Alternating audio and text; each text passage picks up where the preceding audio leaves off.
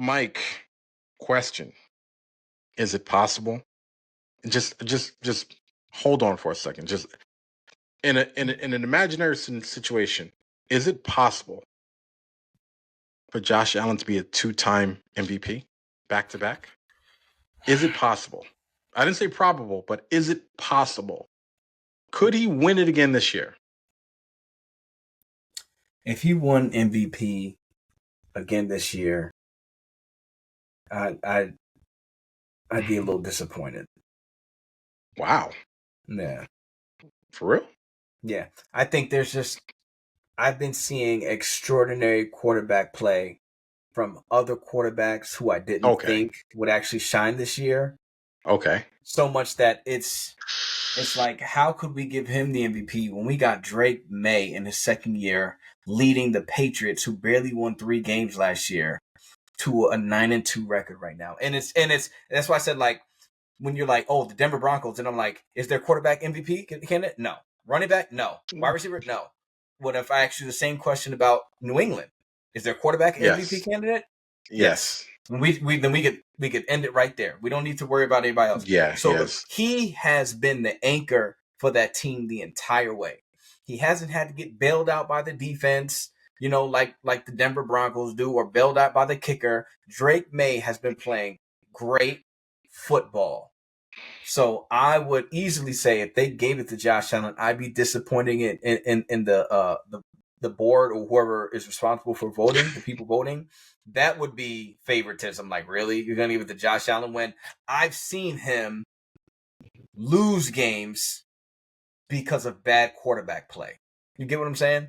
Like, he threw, 3 picks in Miami? 4 picks in Miami? Yeah, that was a horrible game, bro. That was horrible. I forgot about the game. He barely beat him the first time. And I was just thinking, because the last game, last week, Sunday, So when do we, and I know he did his thing last week against the Bucks, that's great. 3 rushing, 3 passing, bro. We got to stop turning the other cheek to the losses. That's why if you want a second MVP, if you want to win, especially back to back, then don't show me the great things he did. Show me the losses. Show me the bad things. And then I'll evaluate from there. Because when you win your first one, we're like, yo, forget the bad. Look at all the good he did. He is valuable to his team. But now you're going for a back-to-back. It's like, let's go to the Miami game. The meltdown in Miami. He was let's trash. Look at the other loss. Let's look at these losses. It's like, this is terrible. This isn't a back-to-back MVP. Yeah, this looks like 2022 Josh Allen. The product was really bad. Yeah, it was terrible. So, no, if you want to give him MVP honors, fine. But don't tell me he's going to win back-to-back when Drake May is doing his thing. And even Baker Mayfield, and I'm saying, like, maybe he's not playing better than Josh Allen, but I've seen fourth quarter comeback games. I've seen Baker Mayfield 4 games, close them out in fourth quarter under 2 minutes, 2-minute drill, wop, wop, wop. Matt Stafford's got that team pumping over there. Sam Darnold, no, he's out. He's not MVP. Yeah. He threw himself out of MVP. You could make a case. But they almost won. They almost won. But there's so many other quarterbacks, who the spotlight is being taken off of when they're actually looking really good this year. So we got to stop trying to. Drake May has balled out this year. Drake May has balled out, man. Drake May has balled out this year. Drake May. And I hate to say it, number 1 MVP candidate. Mike Vrabel looks like he might be coach of the year. Coach of the year. Like, I go back and forth between him and Shane Steichen. Shane Steichen, yeah. I like Mike Vrabel because they started off 0-2 and then 9-game win streak. Yeah, I look at those two coaches and I'm just like, wow. Like, I had no idea that either those two teams were capable of doing what they're doing now. Like, right? Shane Steichen has got me believing in the Colts, and Vrabes has coached his guys up. I think, and if I had to give the edge to one person, I would probably give it to Vrabes in this case. Yeah. Because really, Buffalo was the cream of the crop in that division. And the Patriots look like they're about to basically unseed Buffalo. And they're in that division. And that was Buffalo's division. Like, coming into the season, no one anticipated Buffalo not winning the division. Exactly. You know what I'm saying? Like, the NFC or the AFC South, AFC South. I mean, AFC South was never. It was always a chaotic division. I mean, no one really looked at one team as a truly dominant team. You know what I'm saying? And we always looked at Buffalo like they were the standard. And when you come in and you beat the standard, and you're better than the standard, and you become the new standard, then nah. You know what? You definitely deserve to be mentioned in that. And I think Vraves has coached his butt off. I think second coach of the year, I would probably say Kevin Stefanski. Like I would definitely put him. Wild, yo. Actually, if you really want to do second coach of the year, you want to know who I would say? Brian Daboll? Nah, man. Kyle Shanahan. Wow. They're 7-4. They got a playoff spot, and he's been playing with no Fred Warner. He was missing. He's missing his quarterback, franchise quarterback, Brock Purdy. He's missing George Kittle, Brandon Ayuk, Ricky Pearsall. Yo, they just put it together. Everybody, man. They're a bunch of bandages.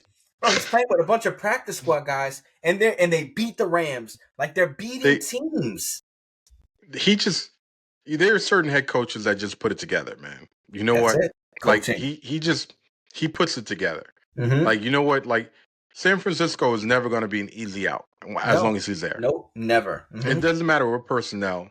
Like, you would think that when you lose your franchise quarterback, you lose your best and second best, and third best receiving options, right? Mm-hmm. So your first, second, and third best receiving options. Okay, you have Matt Jones, and everybody understands. Like, we all thought he was washed. I mean, to be honest, I didn't see anybody or talk to anybody that thought that Matt Jones was like going to be the guy. And he came in, and in that system with Kyle Shanahan, whatever they're calling, whatever they intend on doing, they're executing at a high enough level to win. With the pieces that they have, you're absolutely right. Although I think that they would probably favor, you know what, the team that was not supposed to be there versus the team that we anticipated being there.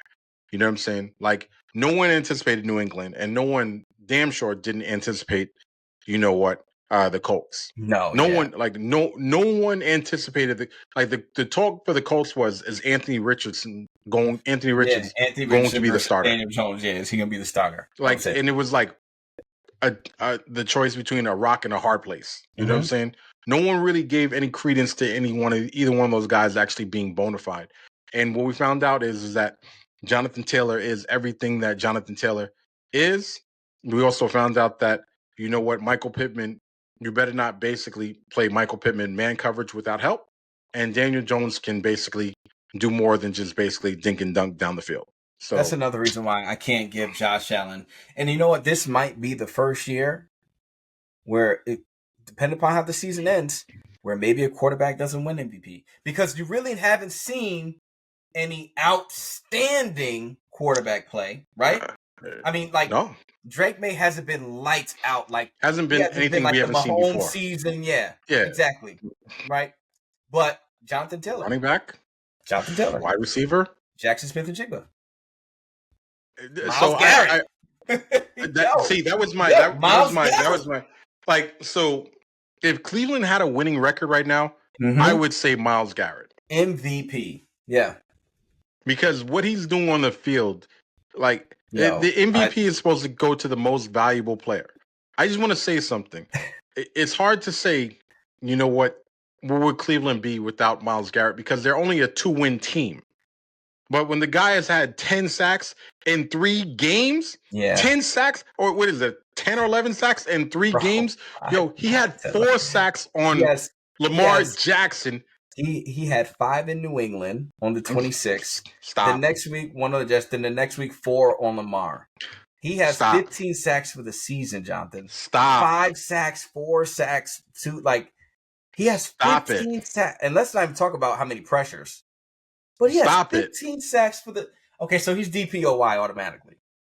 He has to be. Yeah. Like, but my point is like, to call him MVP, right? If Cleveland didn't have him, they would win 2 less games, right?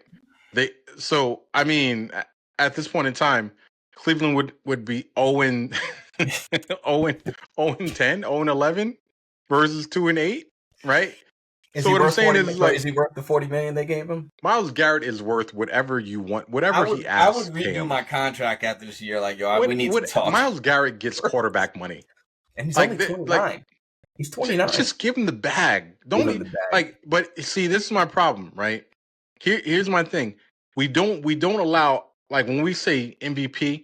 I've seen quarterbacks that had not the greatest years win MVPs, right? Yeah. Oh yeah. So that's why I say, like, I wish the league had like most impactful player, right? Because we always say most valuable player, right? Mhm. And I get it. You know what, the terminology, but Myles Garrett and Jonathan Taylor and Jackson Smith and Jigma, these guys are making an impact, right? And I don't think that essentially, just because, like in Cleveland's case, because the record is so trash, we can't consider an MVP candidate. But is he the most impactful player on the field when he's on the field? Yes. Yes. It's Myles Garrett. Like every time he plays a game, he is the most impactful player on the field. Lamar Jackson has never had a game where he had 0 touchdowns. He had 2 picks. He was under pressure the whole time. There's nothing you can do with him. Passing touchdown, he had 0 touchdowns. No. Myles Garrett, in my opinion, defensive player of the year. If the league had a trophy, or most impactful player of the year, you know what? I would say Myles Garrett would be that. I don't think that he'll. I don't think Jackson Smith and Jigma, mind you, will get an MVP. I don't think that Jonathan Taylor will get an MVP. I think that ultimately they'll probably forge it over to a quarterback like they normally do. But Myles Garrett definitely is the most impactful player this season, hands down. There's no argument. There's nobody that can argue that point. Anytime Myles Garrett steps on the field, Myles Garrett is the one guy. Yeah.